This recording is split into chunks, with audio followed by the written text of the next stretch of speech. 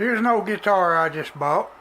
It didn't pay much for it, but it ain't worth much. It's an old Harmony, and I don't know, I'd say it's probably in the 60s or 70s, and the braces are rattling around in there. But I bought this thing to mess around with. It's a rough old guitar, but it's a wide guitar and deep, and that's kind of what I've been looking for to work on. I don't know how much of it you can see. It's got a non-adjustable truss rod in it. The heel cap's gone. It's birch, I believe. But we're going to see if we can do our B-2 process on this thing. We'll put a spruce top in it. We started by removing the fingerboard, and we heated it up with a combination of a little travel iron and some silicone heating blankets. Here's the fingerboard after we removed it, and a shot of the truss rod that was in this neck. We used our little homemade jig and some electronic heating elements that we purchased to get the neck out. Well, here's the neck. We just got it out of there. It's got a birch top in it. It's not plywood, it's solid top. We're gonna cut this thing out.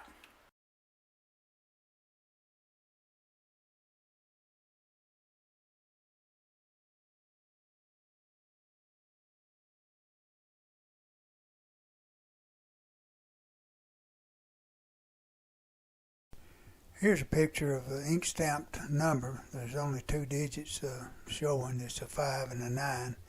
I don't know if that's a 59 model, or I don't think it's that early, but anyhow, there's another picture here of the back after we cleaned the glue off the braces where the old braces were.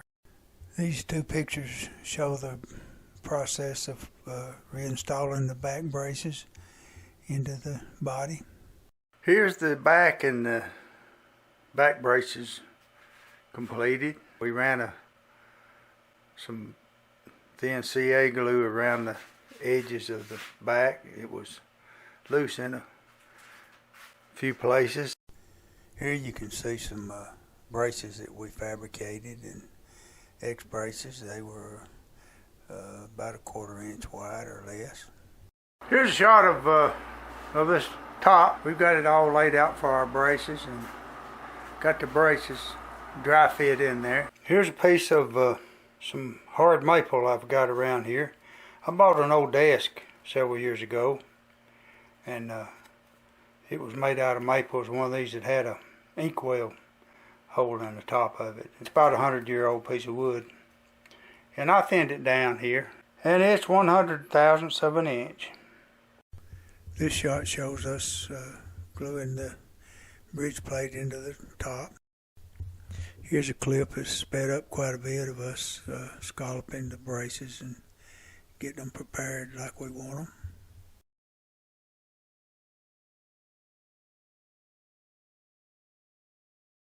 Here's a shot of the braces. They're all the way I'm going to leave them.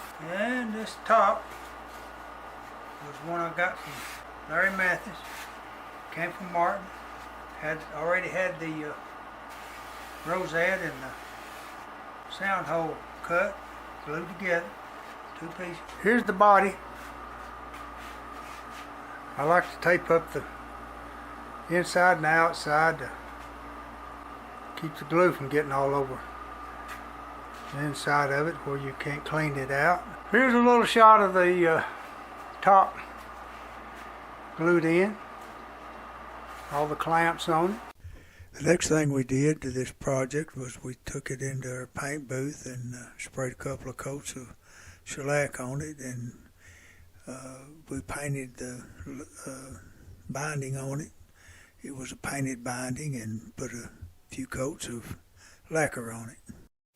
Here's a clip we sped up quite a bit showing how we widened the slot for the new truss rod. By installing this 2-way truss rod, we were able to extend the slot and put a space for a truss rod cover over the peg head. And here's a shot of us clamping the fingerboard back to the neck. Here's a shot of the neck after I got the fingerboard glued back on it. Now here's the setup I used to reset necks with, a little jig I made to cut the neck angle and the holding jig I made. Here's the neck clamped back in the body and glued in. And here we are gluing the bridge on the top. Here's the guitar after the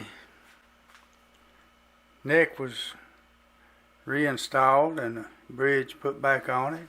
We put this two-way truss rod in this thing, so we should be able to adjust it.